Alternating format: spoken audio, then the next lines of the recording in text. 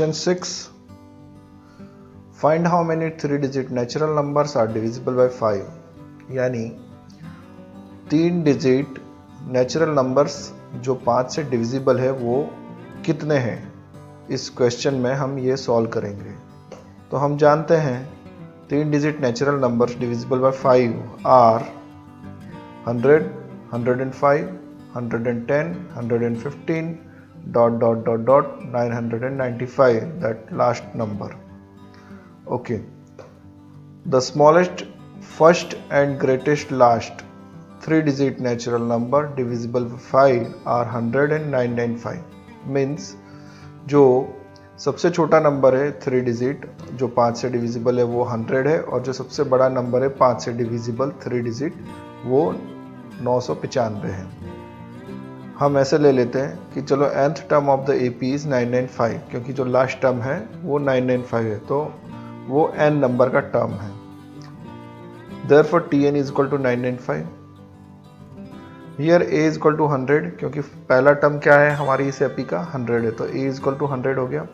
और 5 से डिविजिबल है सभी, यानी इनका जो डिफरेंस है कॉमन डिफरेंस वो 5 होगा। सो D is equal to 5।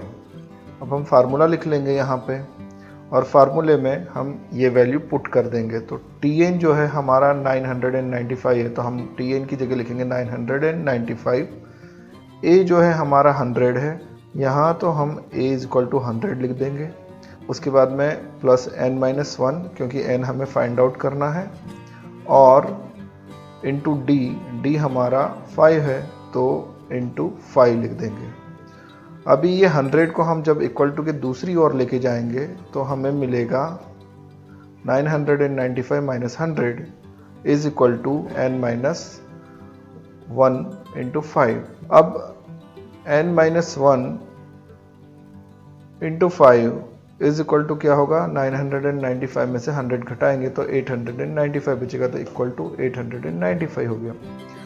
अब ये 5 जो है यहाँ पे मल्टीप्लाइड है, तो हम उसे क्या करेंगे, डिवाइड करेंगे। तो इस 5 को हम जब डिवाइड करेंगे तो वो 895 के डिवाइड में चले जाएगा, दूसरी ओर ले जाएंगे तो हमें मिलेगा n-1 is equal to 895 divided by 5, है ना। तो 895 को जब हम 5 से डिवाइड करेंगे तो हमें मिलेगा n-1 इज इक्वल टू 179। अब 1 जो है माइनस है n के साथ में, तो इक्वल टू के दूसरी साइड में वो प्लस हो जाएगा, तो n इज इक्वल टू हो जाएगा 179 plus 1, therefore n is equal to 180। यानी 995 180 नंबर का टर्म है, यानी कि अगर वो 180 नंबर का टर्म है तो टोटल 3 डिजिट नंबर जो 5 से डिविजिबल है वो हो जाएंगे 180।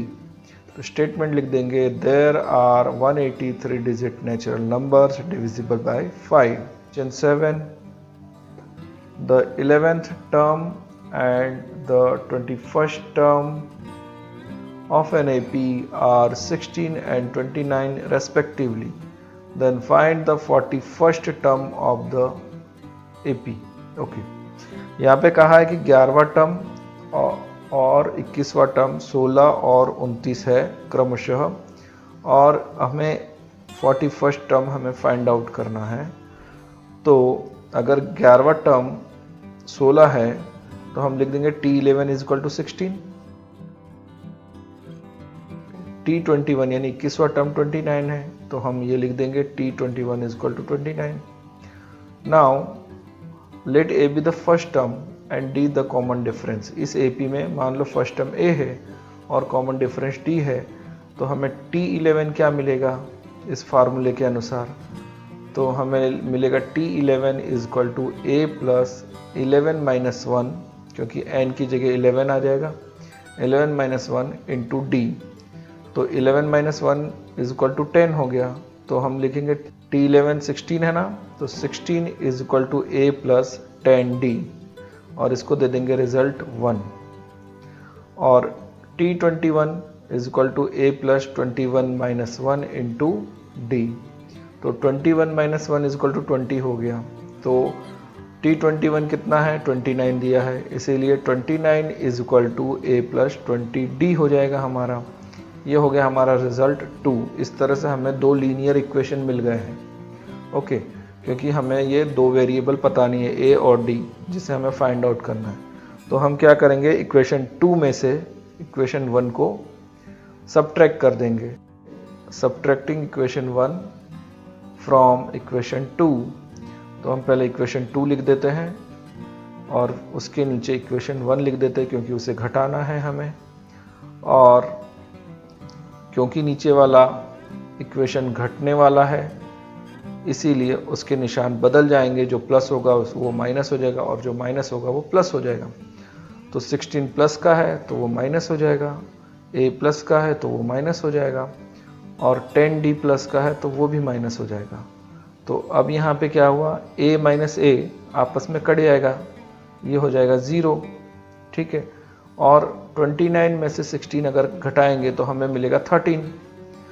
तो 13 इज इक्वल टू क्या हो जाएगा, 20d में से 10d अगर घटा देंगे तो हमें मिलेगा 10d। So 10d is equal to 13। तो d इज इक्वल टू हमें क्या मिलेगा, 10 को जब दूसरी ओर लेके जाएंगे इक्वल टू के, तो वो 13 के डिवाइड में चले जाएगा, क्योंकि 10d यानी 10d के मल्टीप्लाई में है, इसलिए 13/10 हो जाएगा। तो 13/10 इज इक्वल टू कितना होता है, 1.3। Therefore d is equal to हमें क्या मिलेगा, 1.3। अब ये वैल्यू हम पुट करेंगे इक्वेशन 1 में, substituting d is equal to 1.3 in equation 1। तो 16 इज इक्वल टू, इक्वेशन 1 हमारा है ना 16a प्लस 10d, तो 16 is equal to a plus 10 into D की जगह 1.3। 1.3 इंटू 10 इज इक्वल टू 13 हो जाएगा। तो ये हो जाएगा 16 is equal to a plus 13। अब ये 13 ऐड हुआ है a में, यानी 13 प्लस है, तो दूसरी ओर जाकर के वो माइनस हो जाएगा। तो क्या होगा, a is equal to 16 minus 13 मिलेगा हमें, ठीक है। तो a इज इक्वल टू 3 मिल गया हमें। ओके, अभी हमें a और d की वैल्यू मिल गई। अब हम 41st टर्म निकाल लेंगे। तो क्या करेंगे, now T41 is equal to a की जगह हमें क्या लिखना है, 3, ओके। और उसके बाद में n-1, यानी n हमारा कितना है 41, तो 41 माइनस 1 इंटू डी कितना है 1.3, ठीक है। तो T41 हमें क्या मिलेगा, 3 plus 41 minus 1 is equal to 40 into 1.3। Okay, now 40 into 1.3 is equal to क्या मिलेगा हमें, तो 40 मतलब 4 इंटू 10 और 10 इंटू 1.3 इज इक्वल टू 13 हो जाएगा। तो 13 4 जा 52। सो हमें मिलेगा equal to 3 plus 52 equal to 55। तो T41 हो गया हमारा 55। तो स्टेटमेंट लिख देंगे, the 41st term of the AP is 55। 8 11 8 5 2 dot dot dot dot in this AP which term is number -151, यानी हमें इस AP में -151 कौन से नंबर का टर्म है ये निकालना है, यानी n ही हमें फाइंड आउट करना है। तो यहाँ पे हमारा a यानी टर्म 1 इज इक्वल टू 11 है, और T2 8 है, T3 5 है, T4 2 है, और इसी तरह से ये AP चलती जा रही है। अभी D हमारा क्या निकलेगा, common difference T2 minus T1 is equal to 8 minus 11। तो 11 में से 8 गया, 3 बचा, और 11 बड़ा है तो उसका निशान माइनस, तो -3 हो गया, ठीक है। Let nth term of the AP be -151, यानी समझो कि n नंबर का टर्म है -151। तो हमें क्या करना होगा कि यहाँ पे लिखना पड़ेगा Tn is equal to -151। Formula लिख लेंगे हम। अब वैल्यू पुट कर देते हैं, a की वैल्यू, d की वैल्यू और Tn की वैल्यू। तो Tn हमारा कितना है -151, तो लिख दिया हमने Tn की जगह -151 इज इक्वल टू a कितना है हमारा, a है हमारा 11, तो a की जगह 11 आ गया, प्लस n-1 इंटू d कितना है हमारा -3 है, तो इंटू -3। ओके, नाउ ये 11 जो एडेड है उसे हम दूसरी ओर लेके जाएंगे तो वो -11 हो जाएगा, यानी -151 -11, और यहाँ पे बच जाएगा n-1 इंटू -3, तो ये हमें मिल जाएगा -151 -11 is equal to n-1 into -3। Okay, तो -151 -11 कितना हो जाएगा, दोनों का सेम साइन है तो नंबरों को हम ऐड कर देंगे। 151 प्लस 11 इज इक्वल टू 162, और दोनों का निशान माइनस है इसलिए निशान माइनस रहेगा, तो -162 हो जाएगा। तो हमें मिलेगा n-1 into -3 is equal to -162। अब यहाँ पे -3 जो है मल्टीप्लाइड है यहाँ, तो हम उसे दूसरी ओर लेके जाएंगे तो वो हो जाएगा डिवाइड में, तो हमें n-1 इज इक्वल टू मिलेगा -162 अपॉन -3। ओके, दोनों ही माइनस है, -162 और -3, तो दोनों का माइनस हो जाएगा कैंसिल, दोनों हो जाएंगे प्लस, इनका जो आंसर निकलेगा वो प्लस में आएगा। तो 162 को अगर 3 से डिवाइड करेंगे तो हमें मिलेगा 54, तो n-1 इज इक्वल टू 54। अब -1 है तो उसको दूसरी ओर लेके जाएंगे तो वो +1 हो जाएगा, तो n इज इक्वल टू हो जाएगा 54 + 1, तो n हो जाएगा 55। स्टेटमेंट लिख देंगे -151 is the 55th term of the AP, यानी कि इस AP में -151 55 नंबर का टर्म है। Question 9, in the natural number from 10 to 250 how many are divisible by 4। बिल्कुल क्वेश्चन नंबर 6 की तरह है ये। इसमें ये पूछा है कि 10 से 250 के बीच में 4 से डिविजिबल नेचुरल नंबर कितने हैं। बिल्कुल सेम मेथड हमें यूज करना है। The numbers divisible by 4 from 10 to 250 are 12, 16, 20, 24 ... 244, 248। 248 is last because उसके बाद में 252 मिलेगा 4 से डिविजिबल, जो कि हमें 250 से ज़्यादा नहीं चाहिए। तो फर्स्ट नंबर हमारा 12 है और लास्ट नंबर 248 है इस AP का। So in the AP first term A is equal to 12 and common difference D is equal to 4, क्योंकि 4 से डिविजिबल मतलब 4 का डिफरेंस बनता रहेगा। Okay, let nth term of the AP is 248, यानी n नंबर का टर्म जो है वो 248 है, तो हमें लिखना पड़ेगा Tn इज इक्वल टू 248। ठीक है, हमें n ही फाइंड आउट करना है इसमें। सो इस फॉर्मूले में हम वैल्यू पुट कर देंगे। Tn की जगह 248 आ गया, इक्वल टू A की जगह पे क्या आएगा 12, क्योंकि फर्स्ट टर्म हमारा 12 है और D हमारा 4 है, तो प्लस n-1 इंटू D की जगह 4 लिख देंगे। सो 12 यहाँ पे प्लस है, तो 12 इक्वल टू की दूसरी ओर लेके जाएंगे तो माइनस हो जाएगा, तो हमें मिलेगा 248 - 12 is equal to n-1 into 4 जो बचा हुआ है। ओके, तो 248 - 12 हो जाएगा 236, तो हमें मिलेगा n-1 into 4 is equal to 236। अब 4 यहाँ पे मल्टीप्लाइड है, तो 4 को दूसरी ओर ले जाएंगे तो वो 236 के डिवाइड में चले जाएगा, तो हमें मिलेगा n-1 is equal 236 divided by 4। तो अभी 236 को अगर हम 4 से डिवाइड करेंगे तो हमें क्या मिलेगा, n-1 इज इक्वल टू 59। -1 है, दूसरी ओर जाएगा +1 हो जाएगा, तो 59 + 1 हो जाएगा, तो n is equal to 59 + 1, therefore n is equal to 60। Statement लिख देंगे हम, there are 60 numbers divisible by 4 from 10 to 250, यानी 10 से 250 के बीच में 4 से डिविजिबल ऐसे 60 नंबर्स हैं।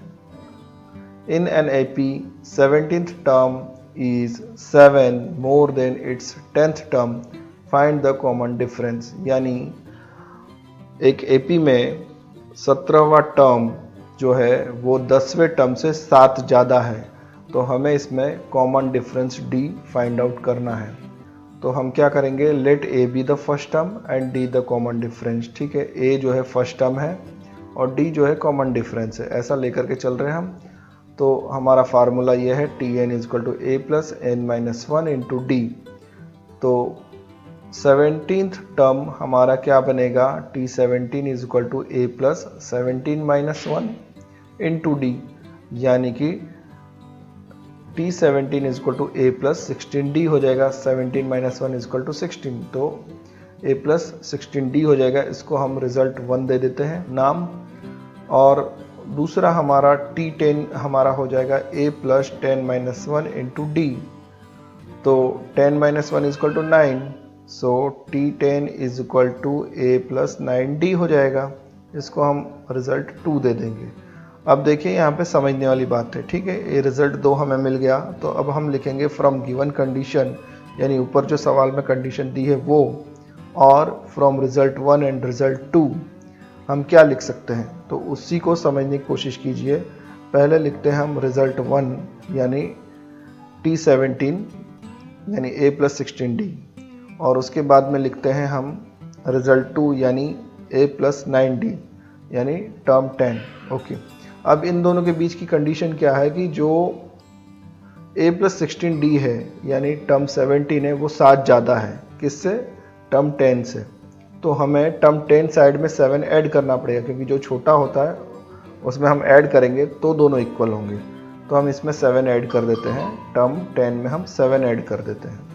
अब हम इसको इक्वल लिख सकते हैं, तो a plus 16D is equal to A plus 9D plus 7। Okay, अब दोनों ही साइड में a है, दोनों का सेम साइन है। अगर हम किसी भी a को मूव करेंगे दूसरी साइड तो वो माइनस होगा, तो इसका मतलब है कि आगे जाके वो कटना है, तो हम उनको उन्हीं की साइड में कट कर देते। ए दोनों साइड से कट हो गए क्योंकि सेम साइन है इसीलिए, और इक्वल टू के दोनों दूसरी साइड में।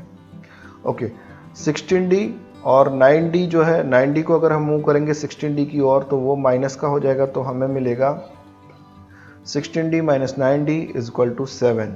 Okay, 16D minus 9D is equal to 7D हो जाएगा, तो हम लिखेंगे 7D इज इक्वल टू 7।